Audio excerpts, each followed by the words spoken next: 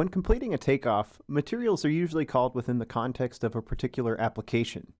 For example, floor joists, mud sill, rim, or ledger, like you see listed here, are all places we might call products, like 4x10 or 2x4s. There are times when you'll need more than one instance of a particular application, so that a project can have 2 or more sizes of beam or joist.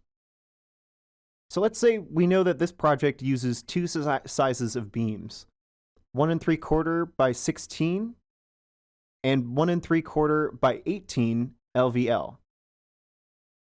But we notice there's only one beam application in our main floor pack. So we need to create a new instance of the beam application in our list. And there are 3 ways to do this. 1, adding a new application. 2, duplicating an application. 3, copying an application. So first, we could right-click on our pack and choose to add a new application. The Add Application window will appear with a list of available applications for the current pack. The number column displays the number of each application that will be added to the pack when we click OK. So I can either double-click to add one of each at a time, or I can type the number of each application that I want, and clicking OK will add the ones we've chosen to the list.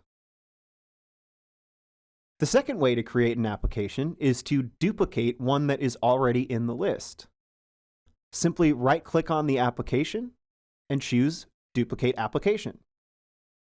We now have 2 instances of a beam application in our list, but notice that the duplicate does not carry over the product assignment, only the application.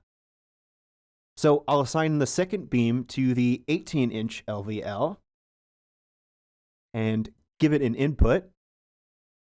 And this is going to be a 3-ply 24-foot beam. And now the final way to add an application to our list is to copy a usage. If we right-click on the LVL here, we can choose to copy the usage or copy the usage and input. I'll choose Copy Usage, and we can see that now we have 2 of the 18-inch LVLs, but the new one has no input. I'll right-click on that 3-ply beam and choose Copy Usage and Input. And now you can see that the entire application, product, and input have been copied. So now let's apply these same functions to wall assemblies. I'll open up the second floor wall pack. And notice here that this interior wall assembly is using steel studs with jip on both sides. This wall assembly is different than the standard lumber walls on our template. So now again, we have the same three options available to add additional wall assemblies. We can right-click our pack and add a new wall assembly application. Just like before, we can select however many walls we choose, or we can choose to duplicate this one. So right-click on it and choose Duplicate. Now we have another 4-inch interior wall, but this one has no input and none of the changes to the products. Our third option is to copy the wall assembly. We'll right-click and choose Copy.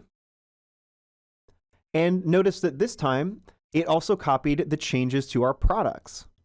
So we have our steel studs and jip, but no inputs.